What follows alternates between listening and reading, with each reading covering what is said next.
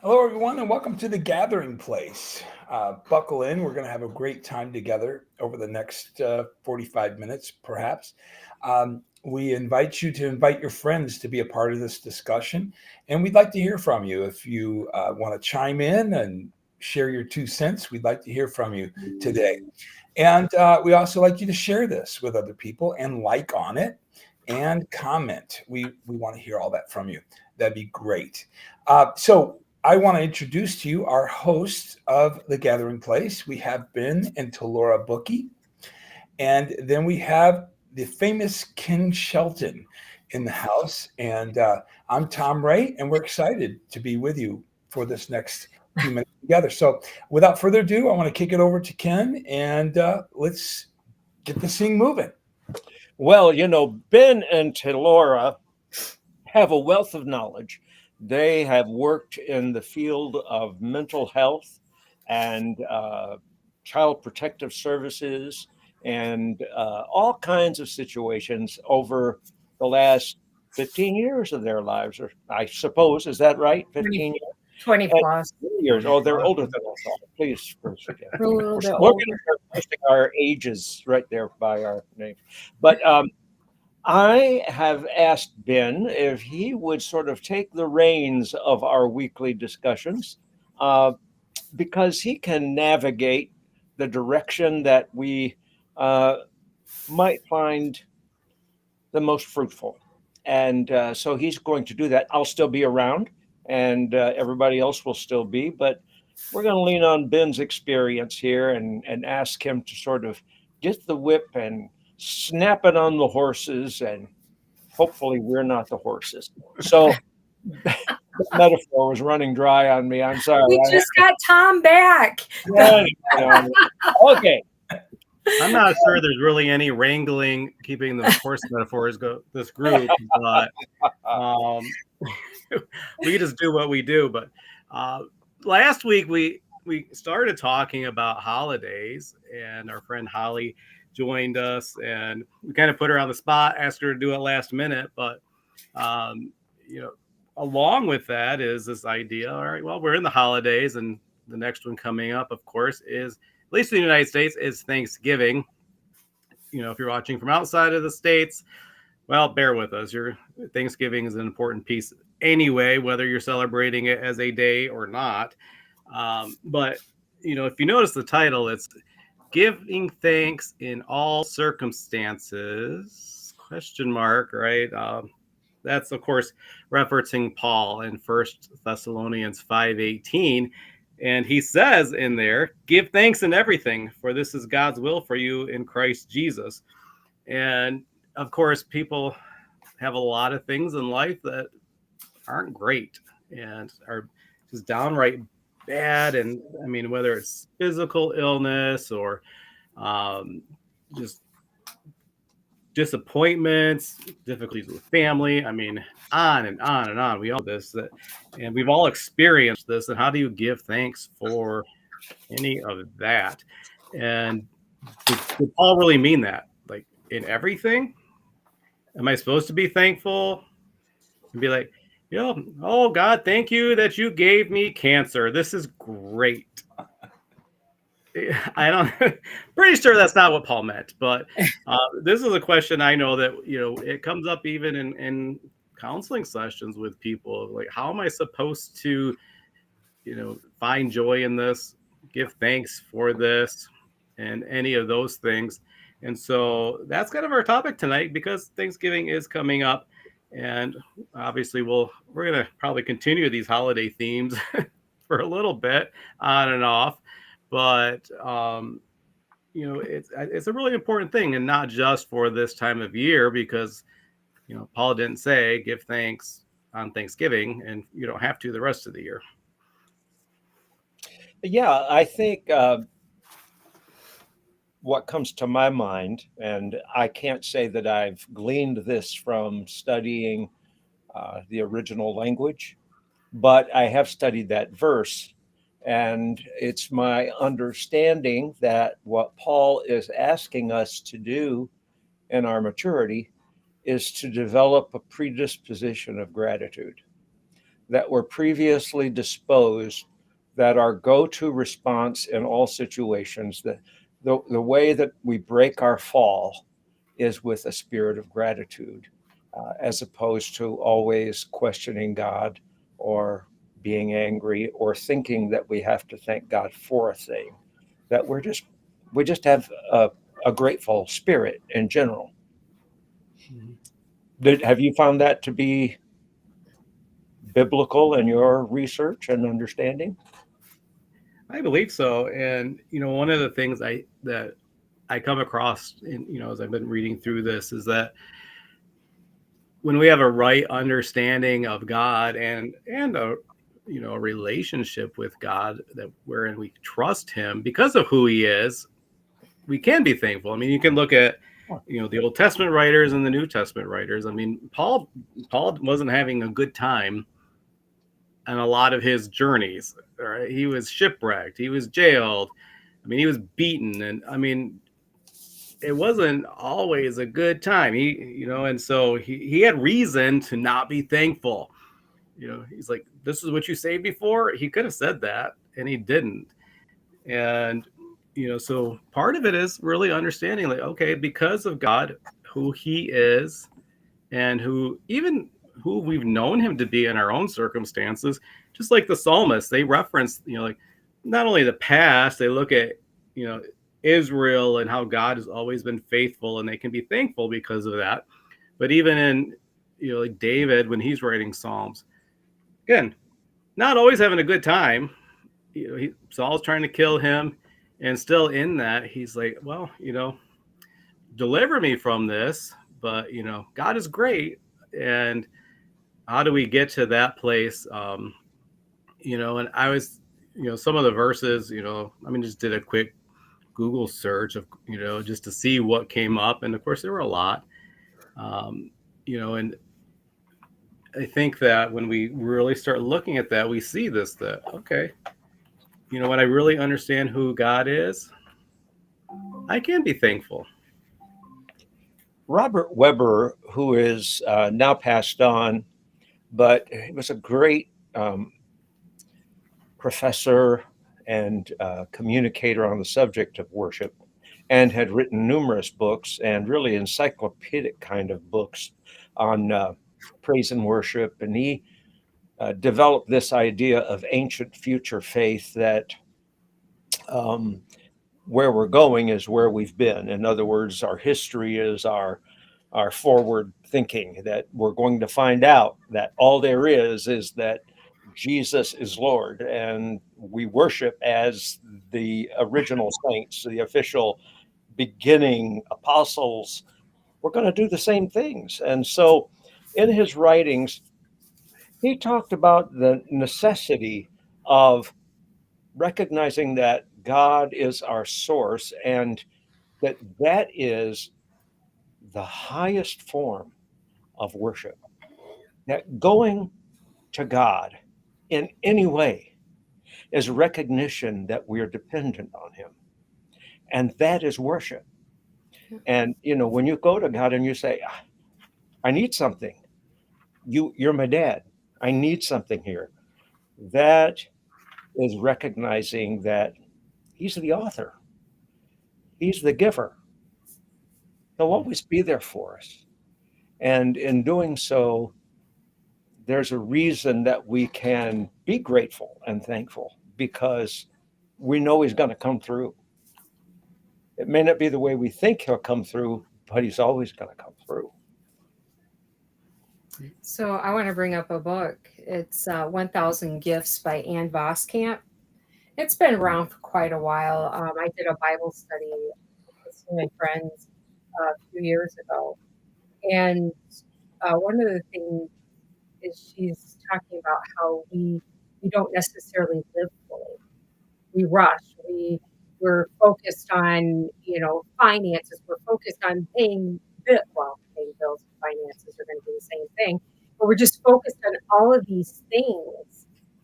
And we don't sit down and take a moment to just be grateful, thankful, right? And so she started the 1,000 Gifts is where she started writing down the things that she would notice during the day, things that she was grateful for. So, I noticed that pattern on social media a lot, that in the month of November, primarily because of Thanksgiving, that each day, many folks will say, "Today I'm thankful for," and they do that throughout the month. I think that's a good habit. I haven't gotten into that habit, uh, not for any particular reason. It's just not something that I've done. And what I've noticed is that it's mostly women that do that. And I wonder if you might have some idea why it's mostly women. well, I'm sure guys are thankful, but I just don't see any of them posting. I think it's more because, and I don't want to say we're more emotional than men because we all have the same emotions, right? God's created us with the same emotions, but maybe it's more of a learned in our society or how we raise men, right? Is how, like you can only have two feelings. You can either be happy or you can be angry. Those are the only two appropriate feelings. Yeah. Women, I mean, we can be perplexed, we can be um, frustrated, we can be confused. We have all these words, all these, adjectives or wait, Ben, is it adjectives? Could be. Depends on what word you're using, how you're using them. Oh, that's funny. but we have all these emotions, and I think really maybe that's what it's connected to. Like we have permission, even though you're thankful, you just think about it maybe in your head versus us who are more verbal. We speak a lot more than most men. Well, I think too, for me, I'm pretty emotional, Hmm. but I think that I saw that whole pattern of giving thanks on the first of the month and the second of the month that was initiated by a woman. So I assumed she was talking to women. I assumed she had her little circle and her friends and all that. And I think a lot of men, approach the subject of communicating how they feel about a thing, like uh, the couple that went in for counseling, and the counselor said to the wife, "Why do you feel that your husband doesn't love you?" And she said, "Because he never tells me. He never tells me he loves me. He just doesn't ever say, 'Honey, I love you. I think you're wonderful.'" And the counselor turned to the husband and said, "Well, what do you have to say about that?" And he said, "Well, hey, I told you I loved you when I married you, and if anything changes, I'll let you know." Because I think a lot of people take that approach with God and communicating how they feel about it, and it's like, well, he knows I love him. I'm grateful. They don't all need to know what I'm grateful for. I'll just tell God tonight when I'm about to go to sleep and I have one eye closed what I'm thankful for today. So guys are a little more like that, I think. Yeah, I would agree with that. And just as women, we are more, like I said, we have more words we use. We speak, we tend to talk more than most men. I can't remember how many words compared to men that women. There's a big difference. Do you remember, Ben, what the number is? I don't. It's in the like A tens of lot. thousands. You do? Go ahead, Tom. I think hands are involved in it as well, Laura. I'm not sure, Huh? but I think hands are involved in it as well. Mhm. I know.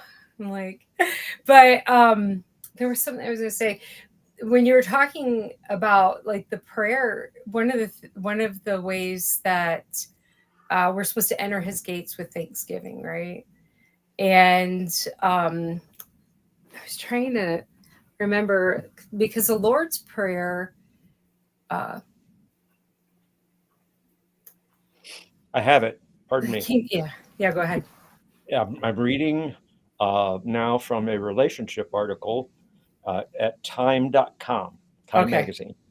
And it says that women utter an average of 20,000 words a day, while men speak an average of only 7,000.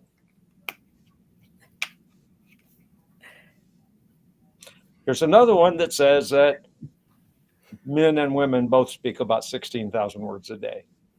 I don't know. I think it's hard to find out. I think the point of that is that when those studies were initially brought forward, it was in sort of the mentality that men are at work and women are at home. Yeah. And men have used up their words at work because they're the provider, and women have been at home talking to a 3-year-old or not talking to anyone, and now they want to use their words. Well, since then, that just doesn't hold water in that way. But I think women do express their feelings more than men do. So I think that's obviously true. Well, Well, And I was usually I will say, just as we're going to sleep. I was going to say you and Ben. So Ken and Ben, because your name rhymes, you guys speak a lot of words. But Tom and I, we start with a T. So we just. There you go. I don't know. Take See? Yeah. Well, I wonder if part of the reason too is just, men tend to be more concrete about things. And so when we're talking about things we're thankful for, well, if I see you do something, thanks. And that's that, whereas things actually giving thanks can be something deeper. And, we don't always see God working. We don't always see the things that other people do. We just know the benefits of that sometimes. And, how do you really express thanksgiving for that? It's easy. Like, well, when the server brings you your food at the restaurant, you're like, thank you. And we're also taught that way, right? Like, what do we teach our kids when they're little?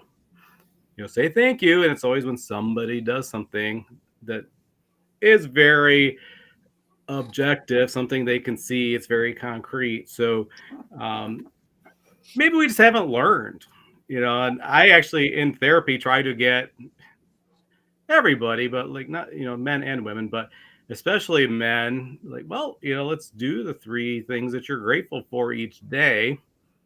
And my success rate of getting that to happen is low, but I mean, the mental health benefits of doing that are significant, and that's pretty well researched. Even just like the chemicals that are released in your brain, I mean, it increases your serotonin. It makes us feel happier. It makes our relationships better. Even physically, it makes us healthier. And I was just thinking about while you were talking, I was listening, but I was thinking about the shepherd, right? The description of the shepherd and that pastoral role in men. And that's why, like with Ken has more of that pastoral role, the shepherd. And I know I've received like even thanks from him. Thank you for that. Just like a quick text. And I think he sent it to all of us probably at some point, and even Tom, we've had text messages from him too. Ben, we haven't, but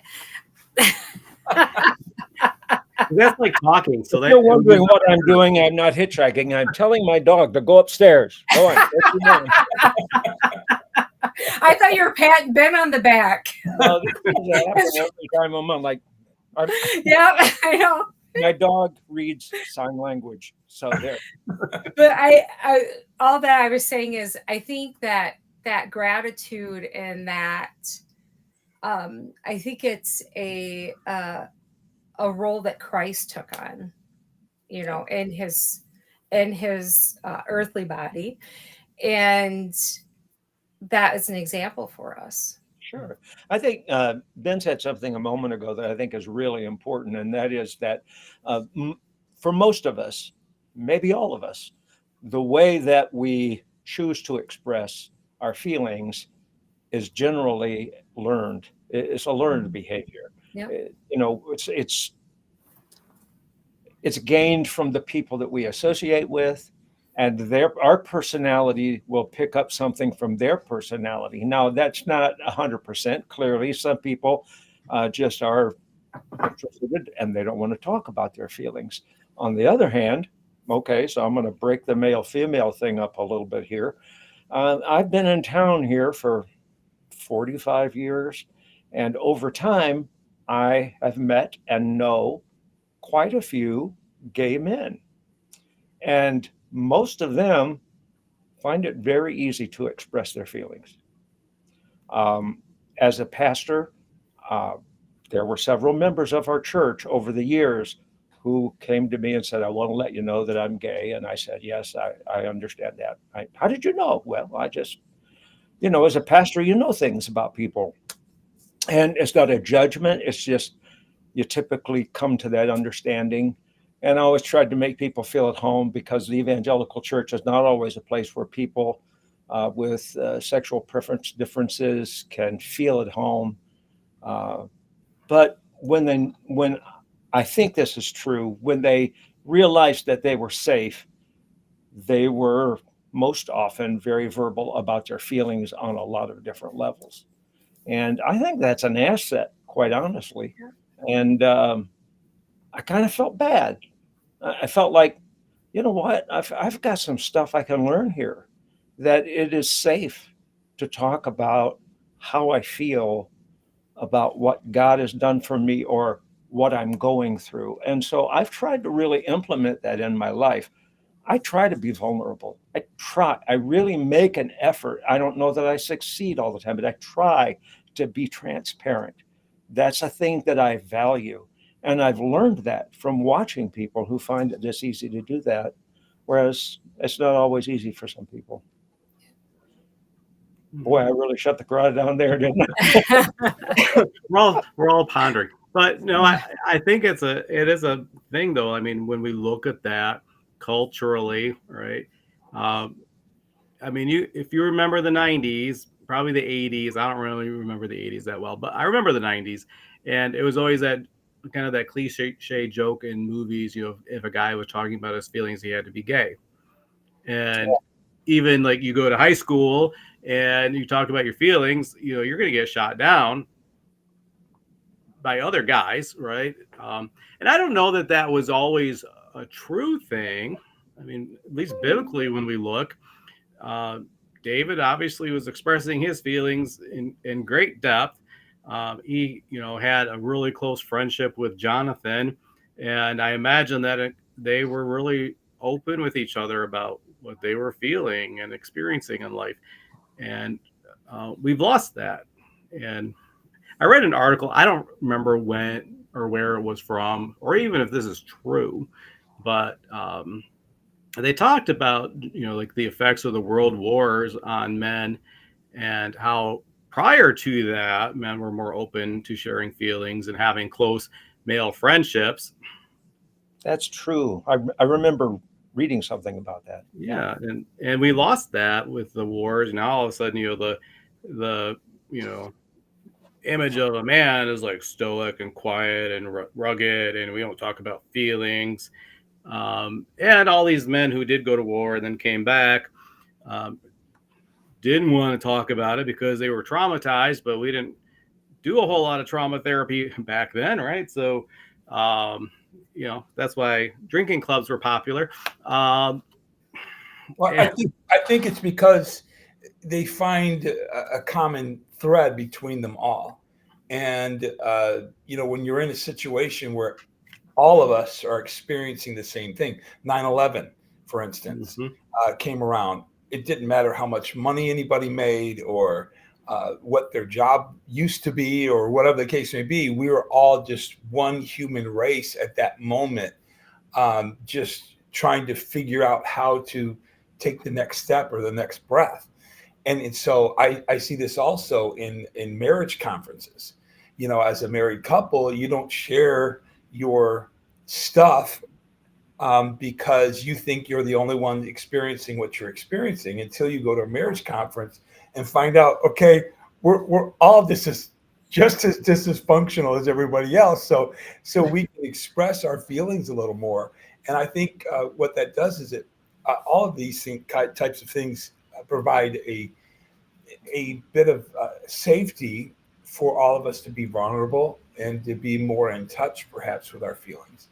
But I think it's so important that we live with a daily mindset and attitude of gratitude, where we're always thinking about and being in that mind frame or mindset of, being grateful for what we have, what God has done, and how blessed we truly are, even though we may not have this, that, or the other thing. And I think so many times we just miss that. But take a trip to, Africa or third world country, or maybe even just to the other side of town, and see the lack that people have, and you'll be so much more appreciative of the things that you do have. And I it's, think, yeah, go ahead. no, I don't want to interrupt you, Tom. No, You know I'm ADHD. Go ahead. no, I just think that there's something powerful about living in that frame of mind of gratitude, being so thankful for what we have. We could. I actually did a teaching on this last Wednesday, and I did an illustration and told someone to sit down, and they were like, "What, on the floor?" I said, "Well, I'll give you a chair." And so I provided a chair, and I said, "Sit down here and write 3 things you're grateful for." And she was like, "Okay, with what?" I said, "Oh, you might need some paper, and oh, you might need a pen." Right. And I started adding these things and giving them to her. And then even while she was writing, I took the pen away, and then I ended up giving it back. But it's all to prove the point that we've got to be thankful. Not necessarily thanking God every day for the chair that we're sitting in, but it's having that attitude of gratitude every day, being thankful for the many things and many ways that God has blessed us. We are so blessed, so blessed, especially compared to some other people in some parts of the world. So we need to be thankful on a regular basis. To Laura? Yeah. So I was thinking when you were talking about the marriage, being at marriage conferences, one of the biggest things that we notice in marriages is that there's a breakdown in communication. And also, people don't know where they stand. Gratitude is actually, telling someone you're thankful for something, or that you like something, that they are doing, is or appreciate, right? That starts to shift that ground. Like maybe a husband, his love language is acts of service, so he cleans your car for you, or maybe the wife makes sure, that you have clean clothes to wear every day, you know. And I think that recognizing that and appreciating, not just our spouses, but our children and those people in our lives, that starts that first stage of gratitude. What can I look for? What kind of things am I thankful for? Yeah, I want to share one more thing. Ben, you pointed something out earlier, and this is tagging on to what you're talking about, to Laura, and that is living with that attitude of gratitude and expressing that when we can, and not just because, on one hand, like Ben said, we're taught to do that from a young age, and so we're doing it as just a reflex response, but genuine gratitude, right? Where a person really feels like you appreciate what they've done for you, and that you are expressing that. And then another thing, to Ben's point, is when trying to get men to share something they're thankful for. I can't tell you how many times when I've asked people to share one thing or 3 things they're thankful for, they're like, and they don't have anything to say. They don't know what to say. And a lot of times, because we're looking for something grand, or we're looking for some great experience that had to happen in our life for us to be grateful for, when we should be thankful for that pen, that piece of paper, toilet paper. Go in the bathroom and not have a toilet paper roll. You'll be thankful for that really quick. Just to be thankful and to be in that mindset, that having that heart of gratefulness. And man, you'll be a person that others will want to be around because you're always coming from that perspective. Yeah. I just sent a text to Ben referencing something that he had mentioned a little earlier about the impact that war has on language. Hmm. Did you get that? Did I send it to the right address? I think you sent it to my iPad, which is in the. Oh, okay. I'm sorry. Okay, so it's from a nonprofit library for the intellectually curious. So it's JSTOR. If you've been there before, that website, and it's JSTOR Daily. You can join whatever. There's all kinds of articles, but in this particular one, it talks about something that I've read about before, and that is that war happens when words no longer work. Yet war is declared at the very point when words are at their most powerful. And so the point of the article is to examine the language loss in war, that it has a more comprehensive impact, that it's not just the diplomats that have broken down in their conversation. It's not just the leaders of the nations. It's not, it's everybody. Violence puts an end to communication. And we all feel that way. And so I think a lot of times men, and I'm going to get in trouble here. Men, I think, sometimes live in a more violent world. Now, I know that's not flatly true. I mean, clearly women, many women live in abusive relationships. But, most men are taught, just be tough, man. Don't cry, Be protectors. I don't want you to start a fight, but you better finish it, and I'm going to whip you if you cry. And, now maybe you didn't get those messages, but I did. I had a great dad, man. He was a great dad. The only whipping I ever remember from my dad was I didn't fight a kid.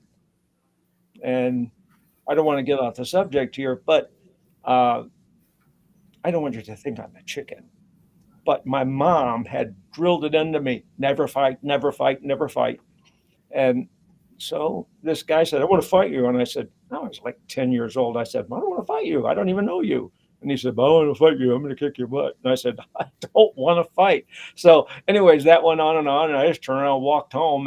And I was upset about it. I said, why would a guy want to fight me? And I don't like that. And I think that's awful. And I went up to my room, and my mom misinterpreted that. She told my dad, oh, Ken's really upset because he got chased home by some guy who wanted to fight him. He chased home. I walked home. But anyway, my dad must have been in a bad mood because he walked up the stairs and he whipped me. And I said, he never whipped me. Wow. Never. He whipped me. And I said, what's that for? He goes, never run from a fight. I said, I didn't run from a fight. He said, never run from a fight. I'm late for work. And went downstairs and left. So you know what I did?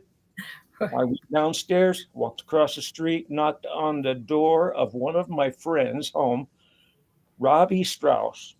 And he said, oh, hey, Ken, what's up? I said, can you come out here a minute? And I beat him up. I felt better. It seemed like the right thing. Are you serious? Yeah. It was mixed, messages in my mind. I know that's really funny, but it's a true story. And so Robbie. I finally went back in the house, left Robbie on the sidewalk. He was like, he was going like, what are you doing? I'm your friend. I said, yeah, and I'll beat your butt. And then, it's 10-year-old stuff. But when you're raised with that, that way, you can't come back from that, Ken. Well, yeah. And when your birthday present when you're 13 is a set of boxing gloves, well, that's actually a good thing, but can you talk to me about it and tell me why I need it? And there's only one set. Am I supposed to use it on someone? And anyway, I love you, Dad. And Robbie, if you're listening out there, No, I'm like, Robbie. I didn't Robbie, mean- I didn't we'll mean give you our number at the end of the program. So if you need to talk to someone. Yeah. Oh Well, yeah. way beyond the statute of limitations. You can't sue. Okay. But anyway, that whole thing was violence silences the use of words. Mm. And especially so, if you follow that article, in children. Hmm. The terror of war and violence silences children. That makes sense. Well, I think even like, I mean, distilling that down even to like, interpersonal relationships. I mean, it happens there too, right? Like, when do words fail? When we need them most, in, Yes. whether it's friendships or marriages or whatever. And, and I mean, a lot of like the couple counseling, that we do is teaching people like, let's talk about how to talk to each other and learn how to do this again, or maybe for the first time. And even like, oh, here's some feeling words, not like angry, happy, not those kinds of feeling words, but real feeling words that actually describe how I'm feeling. And then let's learn how we actually share those with each other in a way that's safe, because we're not going to share, talking. I mean, just putting this back with thankfulness. Like, are you going to tell your spouse you're thankful for him or her if you don't feel safe to do that? You're not going to. So, creating a space, and and again, like, gender differences, but typically women create places that where it's encouraged to share those things. Men don't. We joke about it, right? Because we're uncomfortable. And Well, it can be. And I think actually that's one of the real benefits of having Talora in this conversation. I'm serious, is that week after week, I think if you went back and you looked at our discussions over and over again, she references the importance of communicating how you feel. And thank you for that. You're welcome. You know how I feel about that? Thankful. Yeah. There. I feel gratitude right now. You folks watching us may think we've all lost our minds. But we're thankful. We really are, right? Yes. Now she disappeared. You got her so upset about it. I don't know. I don't even know what's going on. No, I had to turn my little heater on because I'm sitting in the 4-season porch, and all of a sudden it got real chilly out here. So you had the 3 seasons porch. I know, that's what I'm thinking. So Ben, when you came up with this topic, there must have been something in particular, a memory or a situation, not necessarily a memory from your life, but from a situation in a counseling setting, or what triggered you to talk about that? Just because it is the holidays, or because part of it was just because it is the holidays, and we, like I said, we had started talking about that last week, just how to navigate holidays, but it comes up a lot. It's been coming up quite a bit recently, even in counseling sessions. But and then because it's what God tends to do, like he just reinforces those things that till I start paying attention. Maybe he doesn't do that for other people, but usually like he keeps pointing things out to me until I'm like, oh, okay, like I see that now. So you only have to tell me 5 times and I've got it. Right. But I was actually reading First Thessalonians, and it's not like First Thessalonians, that's a hard word to say. 5:18 is an unfamiliar verse. I think most of us, if we've been in church for any significant period of time, we know this verse, we've seen it. I don't know that we think about it a lot because it sounds nice. Oh yeah, I'm going to be thankful and everything, praise God. Right. And then reality just hits us, and of course, I mean, doing what I do, I mean, I'm sitting with people a lot whose lives aren't where they want them to be. Things are not going how they want them to be, and they're struggling with this. And how do I, tell them like, hey, like, well, let's be thankful for that. But I don't. But still like finding gratitude and learning to cultivate that daily, it really does have this impact on us. And one of the things it does in our brain, which until I was really reading this, I may have read it before, but I didn't remember this, was that having that attitude of gratitude, right, Tom? But having that where we're daily paying attention to that also, besides increasing happiness, also increases contentment, which is also something that we're biblically called to, like, in whatever situation I'm in, I am content. And so they seem to be like, oh, like these are like buddies, right? Contentment and Thanksgiving. And so, but life is hard. And how do we really do that? Well, one of the things that I do, maybe not in every session or when I meet someone, one of my clients that's new, but I talk about maybe keeping, like, obviously I push journaling, but doing 3 things that you're grateful for. What 3 things are you grateful for?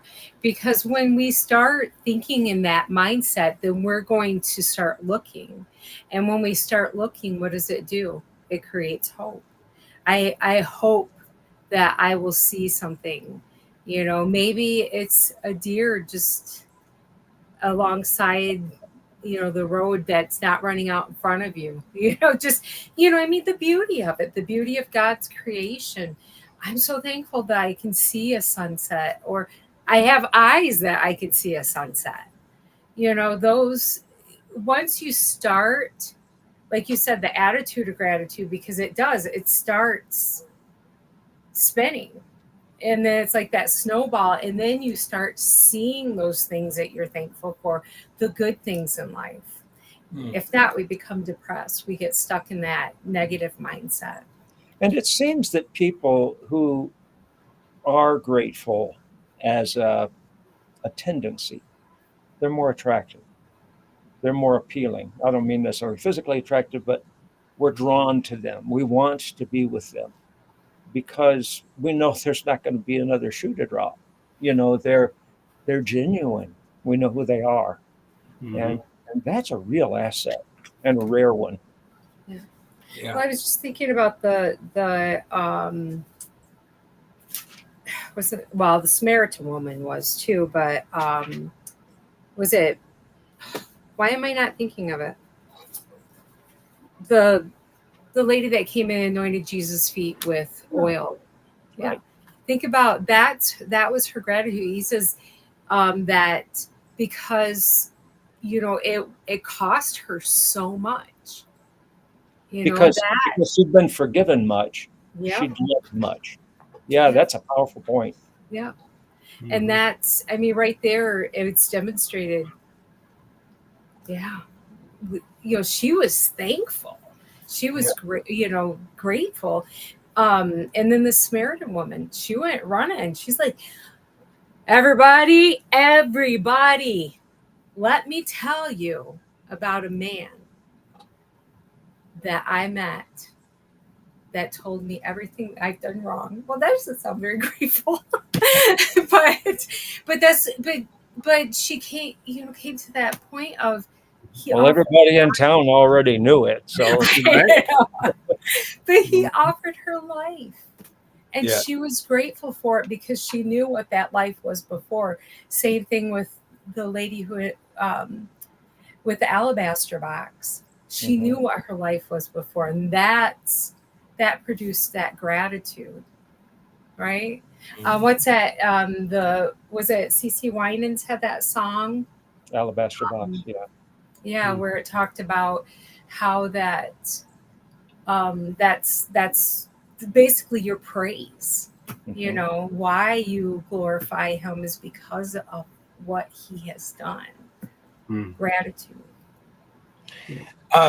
Billy Graham said this: nothing turns us into bitter, selfish, dissatisfied people more quickly than an ungrateful heart, and nothing will do more to restore contentment and the joy of our salvation than a true spirit of thankfulness. I love that. Yeah, so powerful, Yeah, so powerful. it I read is. a story about Corey Ten Boom, Mm. who was in a concentration camp, I believe, with her sister Betsy, perhaps. And Oh, Billy Graham said this. oh, I was just trying to respond to somebody because I saw right. that we just had somebody, some people that had. Hi, Sue. I'm sorry, Tom. I'm so Yeah, sorry. it's quite all right. It was good to hear myself. Sounds like that was the best person I've heard all night. Yeah. But Oh my she was in a concentration camp, a Nazi concentration camp with her sister, and she just could not find anything to be thankful for. And her sister really challenged her to, to be thankful. And so she began to, oh, by the way, the place that they were in was infested with fleas. Mm. And so, you can imagine, if you will, just the terrible situation she was in. And so from that moment and encouragement from her sister Betsy, she began to thank God for the fleas. And come to find out, not too long after, um, the fleas were a very important part because they kept the guards away, because the guards didn't want to get eaten by the fleas. And so they were able to have Bible studies and encourage one another and pray for one another in this confinement because of the fleas. And so, Are you trying to say that the devil had to flee? because they submitted themselves to God. Sorry. But that's powerful, though. There really is. Yeah. I Yeah, mean, it shows you that even in all those circumstances, that God can turn it into a purpose, where He can use it. absolutely. I would like to share one more thing with you if I can find it. This was really powerful, and I think it'll frame our minds to all of this. If I can find it here. Coming up. Where are you? Let's see. It's coming. I can feel it now. Get closer. I feel like you're going to break into a song. Yes. I Well, was thinking the same thing. I actually was thinking about that. But yeah. But yeah, so powerful. Yeah, here it is. It's Matthew Henry, the commentator, right? And he said he experienced a robbery. I want you to listen to this. It's so powerful. So reflecting on this upsetting event, he famously said this: "Let me first be thankful because I was never robbed before." Okay, mind you, he was robbed, and he said, "Let me first be thankful because I was never robbed before. Mm. And second, although they took my purse, they did not take my life. And third, because although they took my all, it was not much. And fourth, because it was I who was robbed, not I who robbed." Mm. And That's good. right, that really sets the frame of mind. When we complain that we didn't have enough money to pay a bill, sorry, that we got charged so much for a thing, but being thankful that we had the money to pay for that thing when we actually needed it. Just living from that perspective of gratitude all the time, and seeing the good in things, because it doesn't take us any effort to find the bad in things. But I And think back to Ben too. One thing Ben did that you're talking about, and then I'll shush. Turn off the TV. Turn off the news. yeah, You're watching the news. You turn your TVs on. I'm just saying the news is never good. Just turn it off. Go ahead. Sorry. yeah, totally. I think this is a great point for us to bring out today, is the scripture that says, think about these things, think on these things, the things that are lovely and virtuous and praiseworthy. All of those things cause us to, again, to have an attitude of gratitude, a heart of thankfulness. And when we have that kind of heart, we're not going to be so grumbling and complaining about the situations that we're in. That illustration from Matthew Henry, to be thankful that I was not robbed before this time. But there's something that we take away from that, and we see the good in the situation. And that's the powerful thing about what Scripture tells us, that God can take whatever circumstances are going on in our life and turn it around for our good and for His glory. Yeah. So it's for us to see things the way God sees it, from a greater perspective, and that He's our provider. He's going to take care of us some way, somehow. And that word perspective is good. Yeah. And we have to remember there's always another perspective. There's always another way to think about it. It's easy to get stuck in this narrow way of thinking, and we are stuck when we do that. And then I'm not going to be thankful, right? But just like Matthew Henry, that was good, right? Like, I've never been robbed before, right? That requires a shift in how we think about things, and That's right. It's one of the most difficult things we might ever do, is changing how we think. And we're constantly having to monitor our thinking to shift that to, like, what is good, what is true, what is holy, what's of good report. And Philippians 4:8, it goes on and says, these things that you've seen, practice those.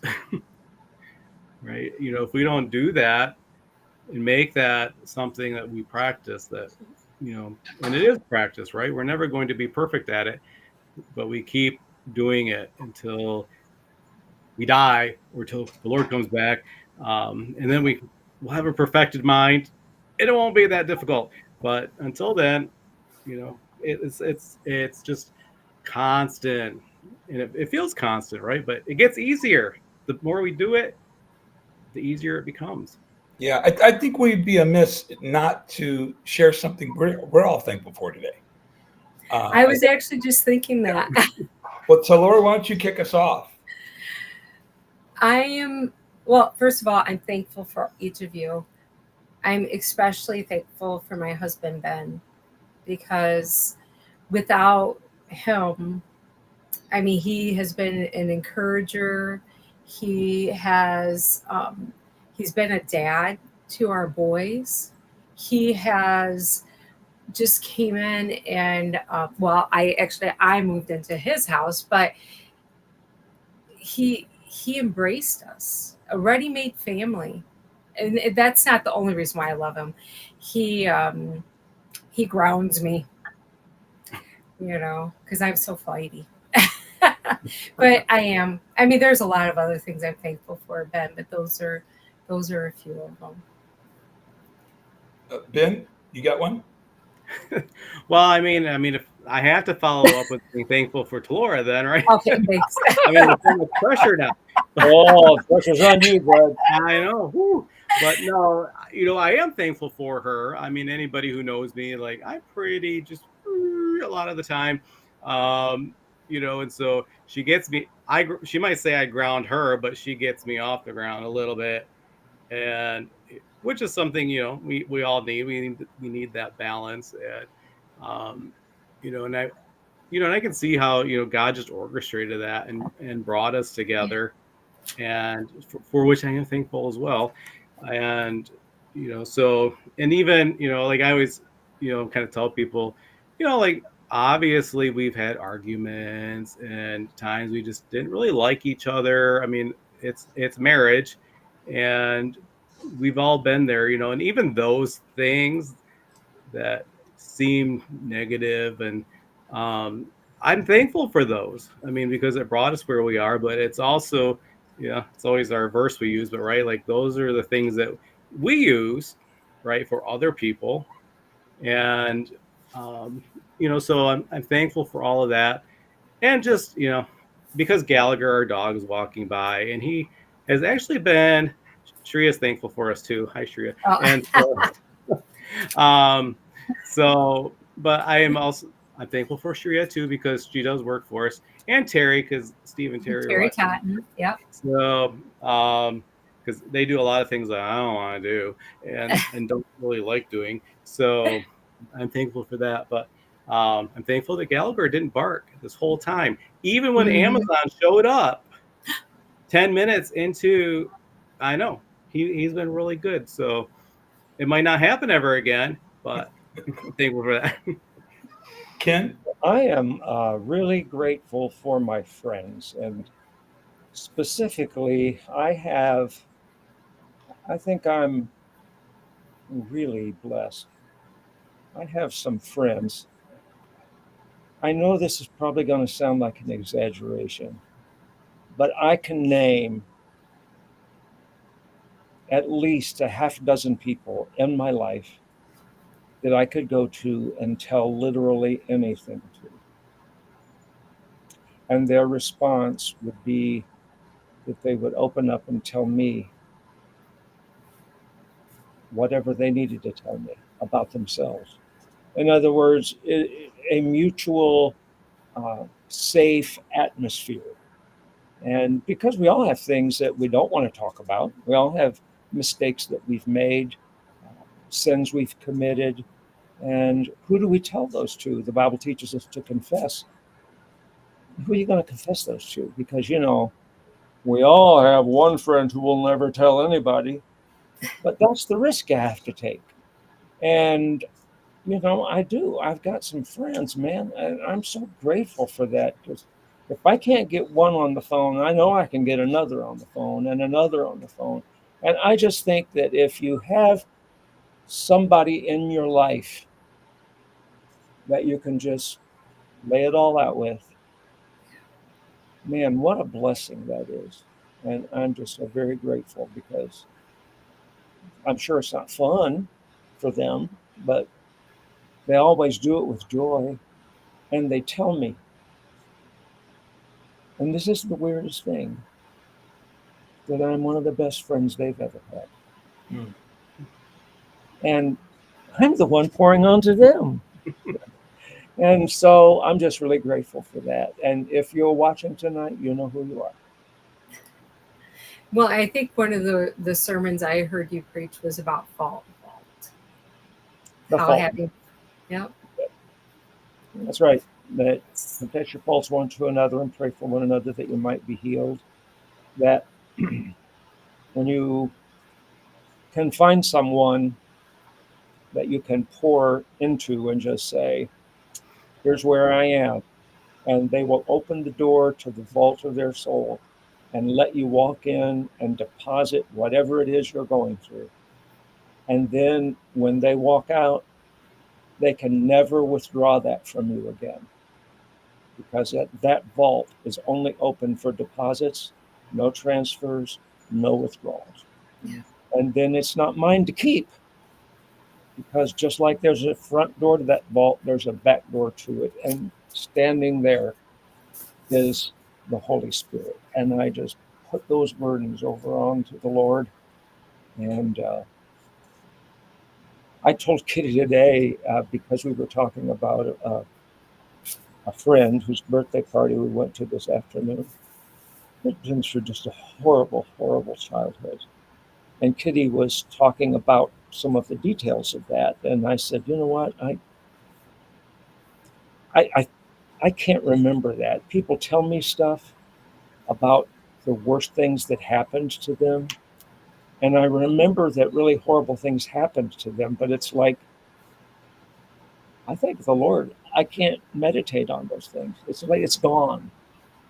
And it's, I'm sure, a self-preserving element there.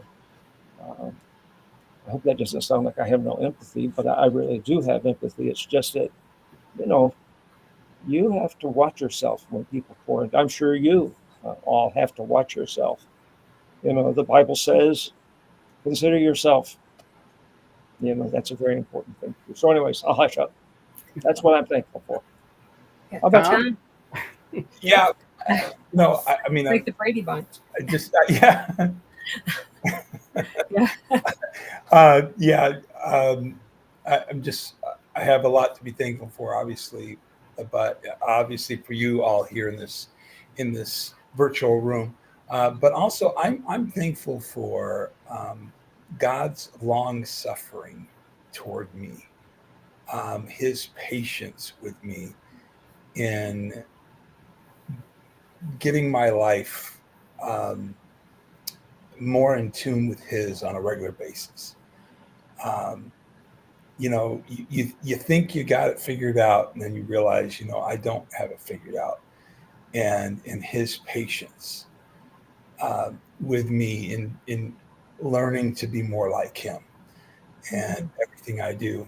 Um, I've just been in a season of just really appreciating God's patience and long suffering toward me. Um, it's spoke a thousand words with one, in just that God's been so faithful, and and wouldn't be still standing today without His goodness and His grace. So, Amen. That's awesome. so where are we at? We about to wrap this up? Let's say wrap us up.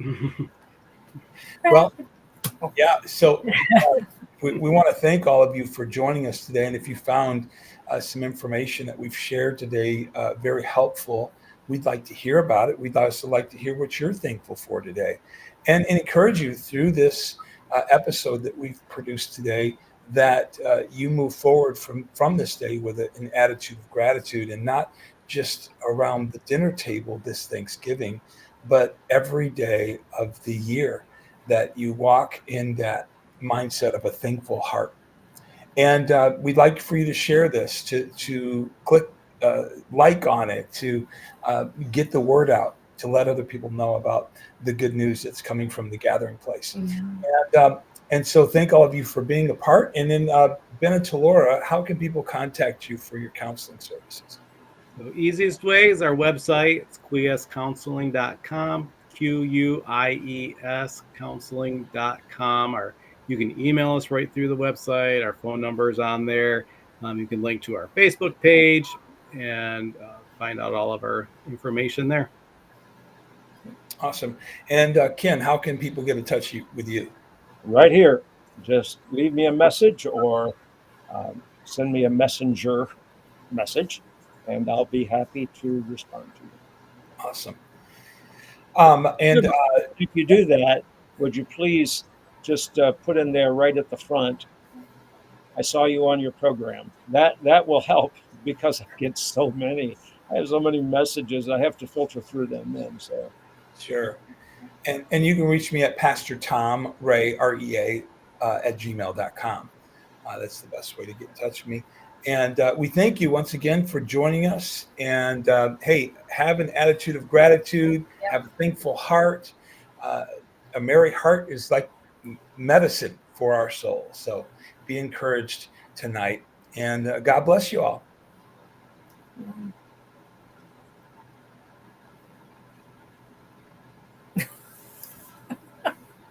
Take us out. okay. I know. I feel like I have to.